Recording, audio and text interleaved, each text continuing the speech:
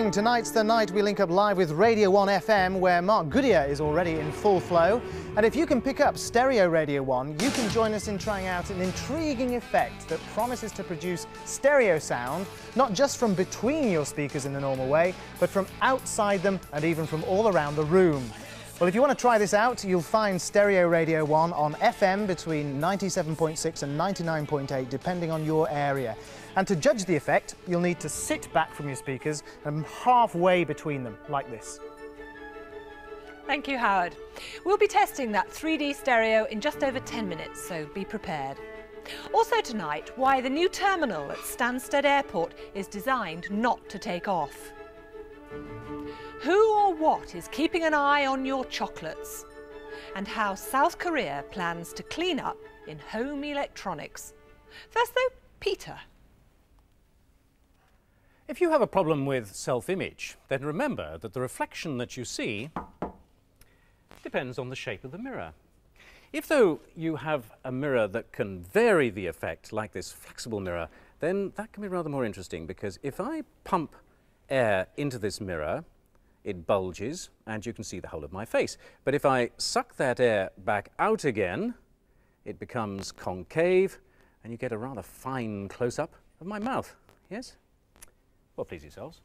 Now, inflatable mirrors aren't new, but they've never been able to offer good quality optics. But a group from Oxford University has come up with a simple improvement, allowing flexible optics to find some serious uses, like this instrument for testing eyes. Now, these lenses are made up of twin layers of very thin plastic, a plastic membrane which is filled with a clear liquid. So all I have to do is to adjust the pressure by turning each of these dials, and then I can read off the correct magnification for each eye. Now, this could become a useful alternative for opticians, replacing all of these fixed lenses with a single flexible lens. Tension across the lens is kept constant by pinning the membrane between these two specially designed seals, and when the frame is screwed down again, these flatten out and stretch the membrane from all sides. So when you pump the liquid in, the lens bulges evenly to keep distortion to a minimum. Now, this isn't going to replace high-quality optics, but the design is so cheap and simple that it could have many uses, like a magnifying glass that zooms in, or even variable spectacles, where you can adjust for close-up or far-off vision. Mind you, the makers are going to have to put in some work on the design of their products, or the glasses of the future may well look like this.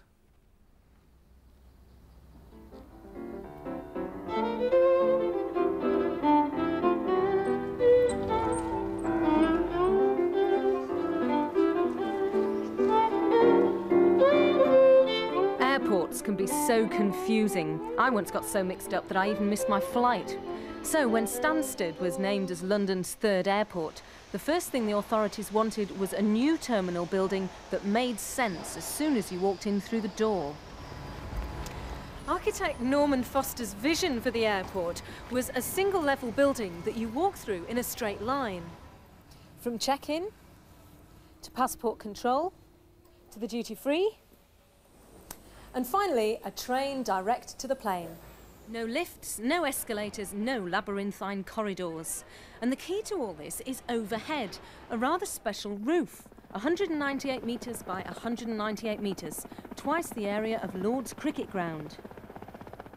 But finding a way of supporting the roof without destroying the vision of open space needed a novel approach. Steel trees, 36 of them altogether.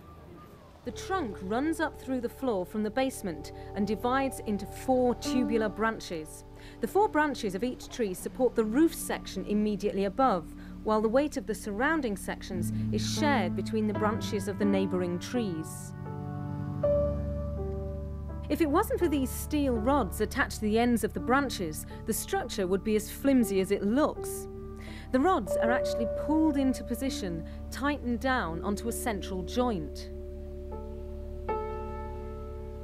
The rods then pull on the branches, keeping the whole tree rigid. The trees keep the roof up, but how do you keep it on? It can get pretty windy up here, And normally, when a stream of air hits the edge of a flat roof, it splits away from the surface, reducing the pressure, and so the roof could literally be sucked off by the wind. Well, in this case, the designers have avoided that by adding a baffle, which changes the pattern of the airflow. Now the air spills over the baffle into the dip beyond, creating a little whirlwind, so the air flows closer to the roof, reducing the suction effect. Along with the wind comes the rain. And another neat trick. With a traditional drainage system, the centre of the roof would have needed to be 2.5 metres higher than the edge. So instead, an idea from Scandinavia has been borrowed. Each panel drains into pipes that run under the roof along to downpipes at the edge. Because they're narrow, they fill up very quickly, and the downpipes taper, so that once they're full, a siphoning effect starts, which sucks the water quickly off the roof. The terminal's obviously a feat of engineering. With the drop in air ticket sales, perhaps now's not the best time to open a new airport, but eventually 8 million people a year should be using Stansted, and it's only then that Norman Foster will find out whether his vision for the friendly airport has worked.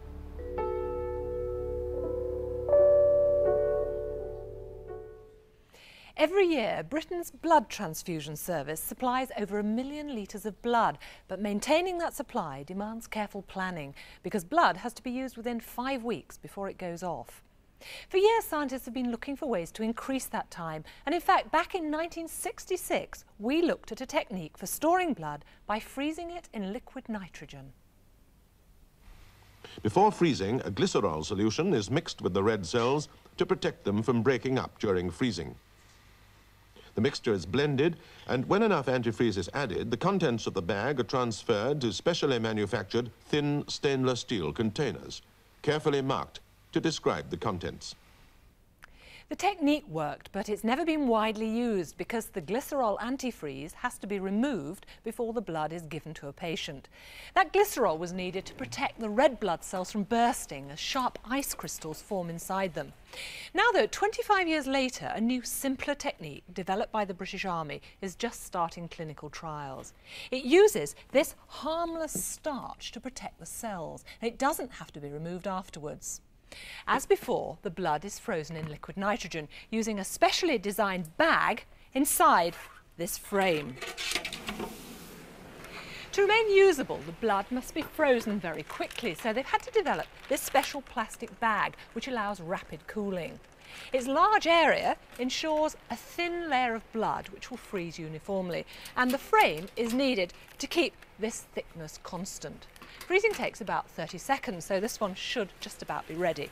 Obviously, I have to protect myself against the liquid nitrogen, and once I've got it out, it's just a simple matter of removing 4 clips, and then we'll see whether it's frozen satisfactorily. It should be rock solid. And it certainly is.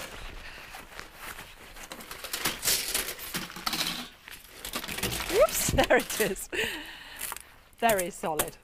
And it's just as simple to thaw it when you need to use it. All you need is a bucket of warm water.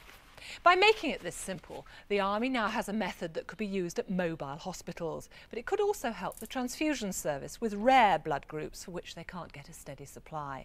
And permanent stores at hospitals, airports and stations could soon be possible, so if there's a disaster, blood supplies could be on hand within minutes. Let's have a look at it. Yes, it's thawed through there. As you can see, it's ready to use. And if you're wondering how long frozen blood lasts, well, nobody yet knows. It's thought it will survive for at least 50 years, but it could be far, far longer. Now here's Peter with another of our regular reports on new business ventures.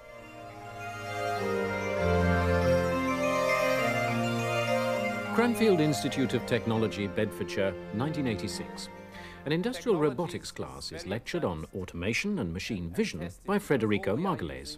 All the processing that takes place in the computer is Students come here from all over the world to gain their degrees, but 3 of this class of 86 were to end up staying in Britain and setting up business with, of all people, their lecturer. The computer then addresses this array of pixels to analyze. It all began with a PhD research project.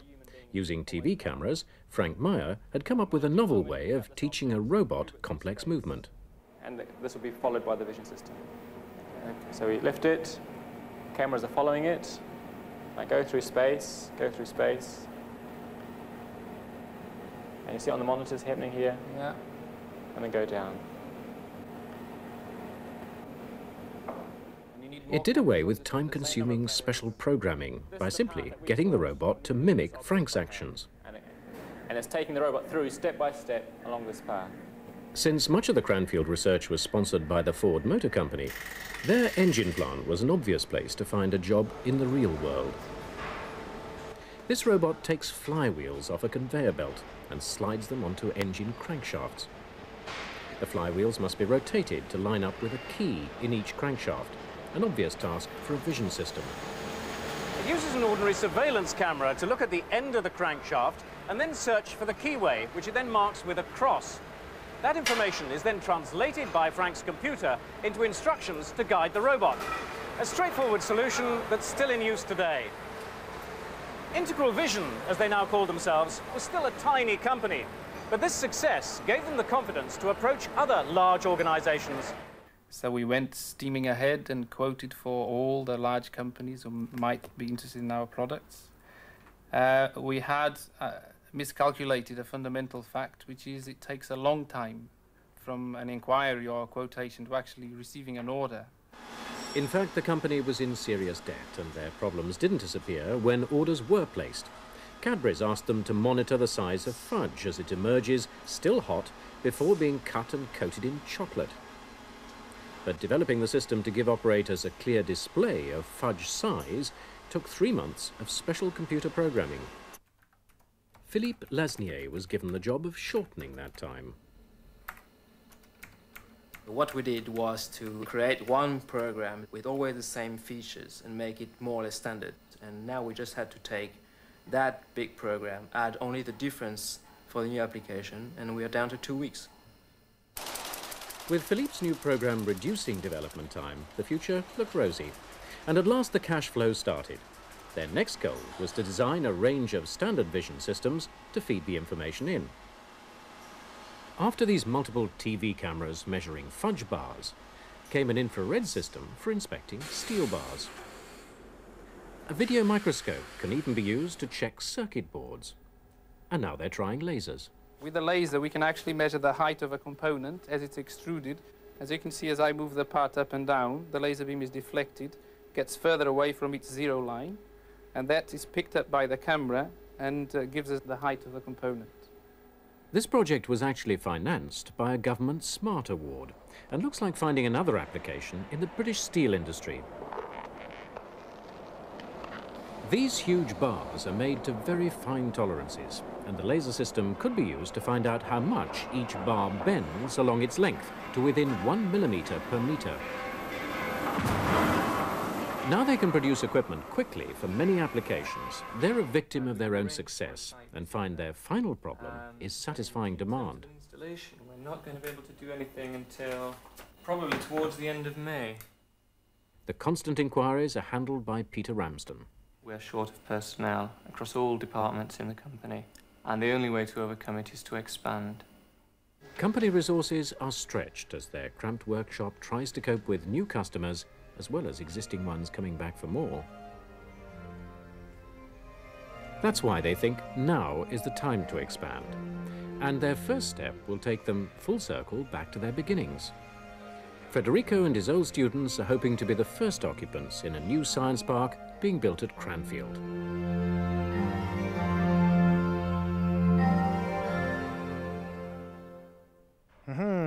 Right, let's see what's on stereo Radio 1 FM. Hi, good evening, Howard. My name's Mark Goodier, and for once you can actually see as well as hear what's on Radio 1 FM. It is good to see you, Mark. And are we ready to try out this new 3D stereo sound? Yes, we are, and the idea is to let you at home or in your car judge for yourself. Just check this out. Well, viewers in some parts of the country may already be watching BBC One TV with Nicam stereo sound. But if you've got an ordinary TV and can also pick up stereo Radio 1, turn your TV sound down and settle down between your speakers as we try out 3D stereo. Well, the music industry has tried it before. It was called quadraphonic and it needed 2 speakers in front of you and 2 behind. It didn't take off. Perhaps it was too expensive. But the idea is still around and still a good idea. If you look on a regular ghetto blaster, there's often a wide stereo button. In fact, yeah, that's right. That's a much simpler version of what we're going to try, which uses just the 2 channels of normal stereo, and you need no extra equipment at home. Right, first, let's test your system. Now, this sound should come only from your left speaker, and this one from the right. Now here's the start of our signature tune in normal stereo, where the sound seems to come only from between the speakers.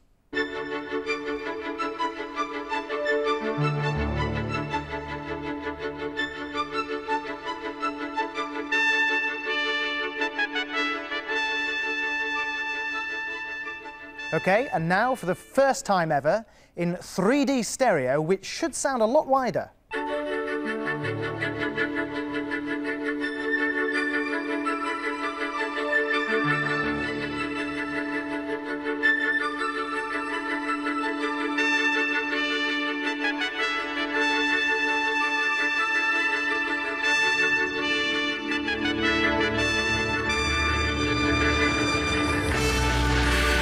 Well, I'm hearing the trumpet and some of the strings and synthesizer sounds clearly moving around, so they do seem to be coming from well outside the speakers, over here and there. Mark, how do they sound to you? It sounds very, very different. I mean, some of it sounds to be coming over my left shoulder. Kate, I know you were an engineer at Radio 1. Can you explain how it works? Well, like ordinary stereo, it's just an illusion designed to fool the brain. The effect is added in at the recording studio. Now, I've got here the original recording of our signature tune. Now, if I fade up this horn here, the sound comes from right between the speakers, so obviously there isn't actually anything there. But if I make it slightly louder on the right-hand side, then the brain thinks the sound is coming from slightly over to the right. And I can make it come from completely over to the right there. Well, in pop music, all the instruments are separately recorded and then they're positioned like that so that they seem to fill the space between the speakers. But this new controller can move the sound even further than that because it doesn't only adjust the volume but also the time at which the sound arrives at each ear. For example, if the sound reaches my right ear just before my left ear, my brain will assume the source of that sound is nearer my right ear and place it somewhere out over to the right. So I can now move the sounds around in space.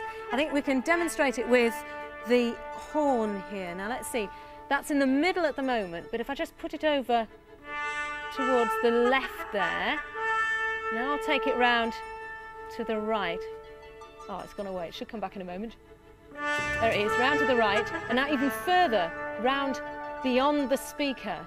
It should be quite effective if we have a go on the synthesizer. Let's see what that sounds like. That over to the right first. And now, let's put that over, move it round on the left. What do you think then, Mark? I think the music business has always been very keen on new gadgets and new technology, so bands and record producers will have a field day playing with this.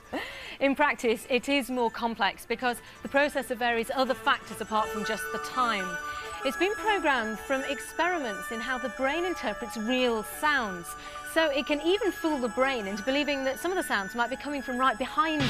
That's right, the system is also used in a video game here, and this is soon to be released on CD. And the idea of the music here is to just let you feel as if you're right in the middle of all this action.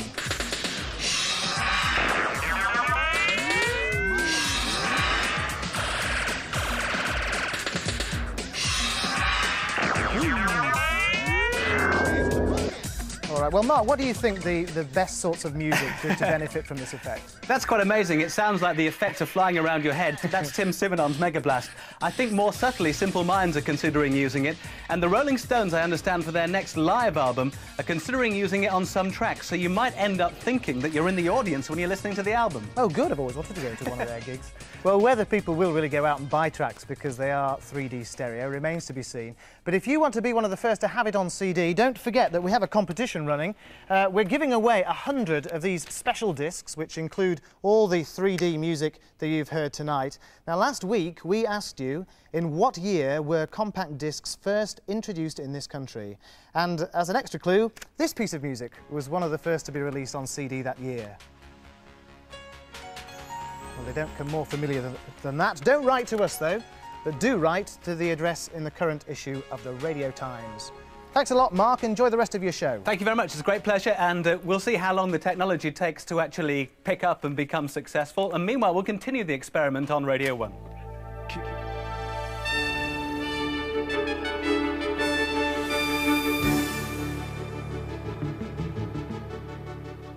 This afternoon, 2 reports were published looking at possible links between children with leukemia and their fathers' occupations.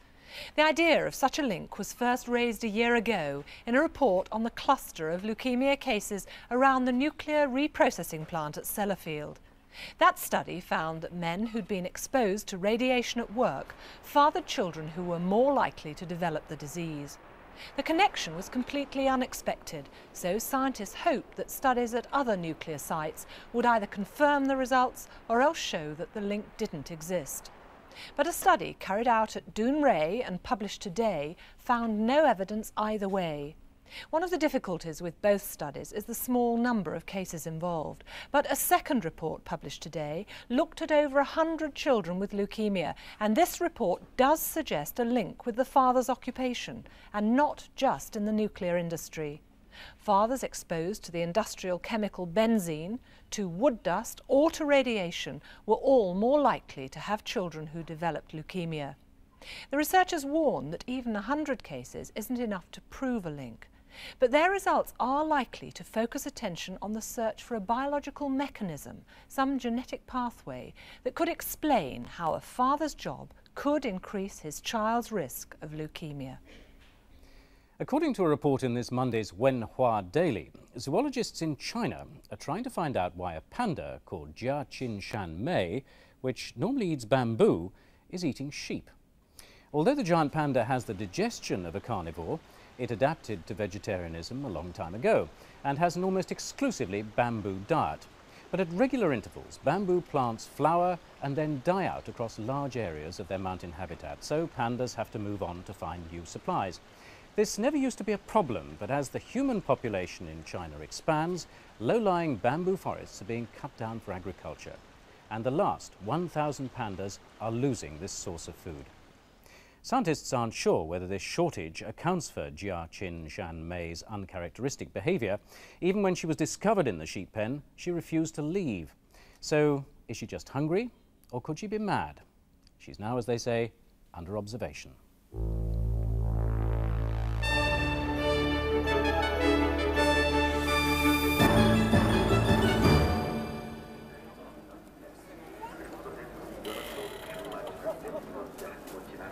In a country that's well off the beaten tourist track for most people, it's somehow surprising to find so many familiar names on the market stalls.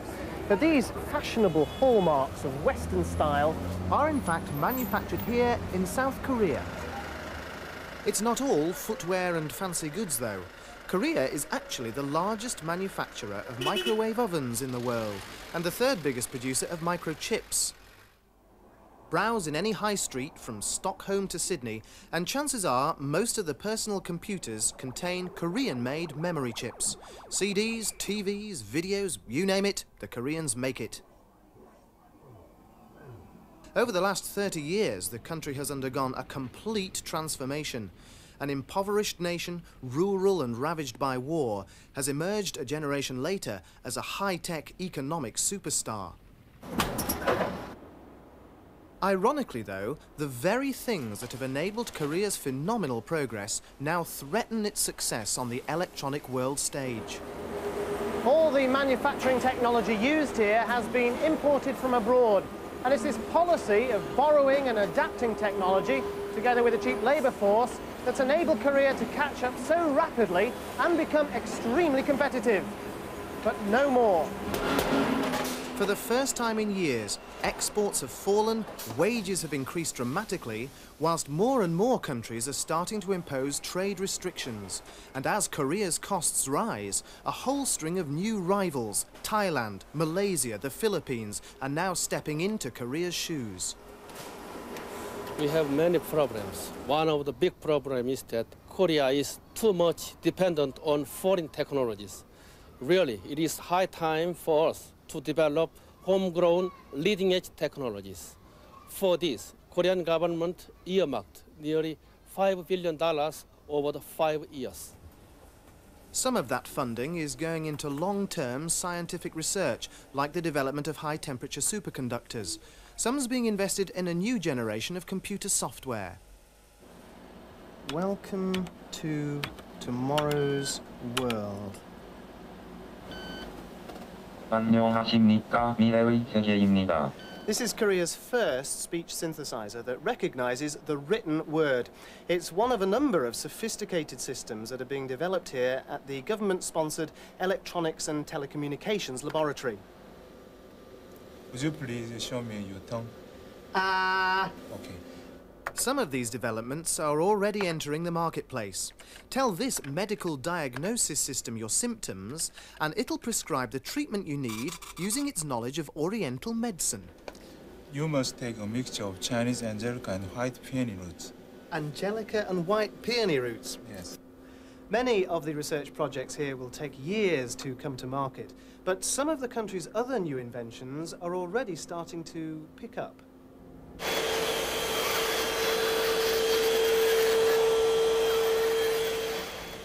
This remote control vacuum cleaner is more than just a gadget. It's one of a new range of so-called high-touch products. This one will give you food for thought. Well, I think I fancy a pizza. 열유라.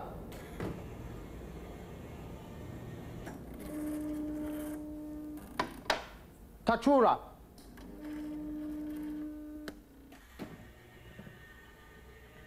And while that's cooking, I'll show you my favourite. This is a computer for children, and it uses simple symbols instead of a keyboard. And the idea is to teach coordination and improve learning skills.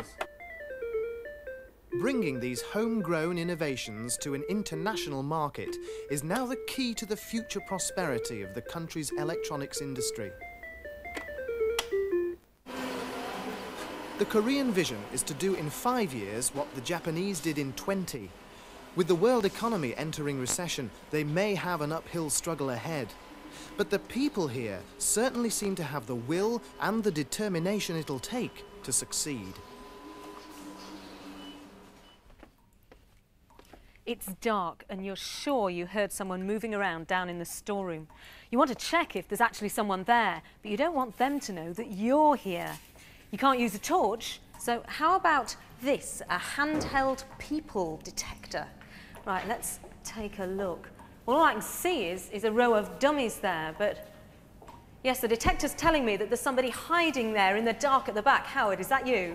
All right, yes, it's me. And apart from an ordinary flashlight, I've got a detector too. Uses an infrared sensor which can pick up changes in temperature as small as 3 degrees Celsius, and it can find people up to 60 metres away. Works in the same way as a lot of burglar alarm systems, but instead of making a sound, this doesn't. It simply gently vibrates in your hand as you pass it over someone, and perhaps you can hear those vibrations if I hold it against a cymbal. Ah, yes. A very neat idea there. Well, that's all we've got time for tonight, but do join us again next Thursday at 8 o'clock. So, until then, good night.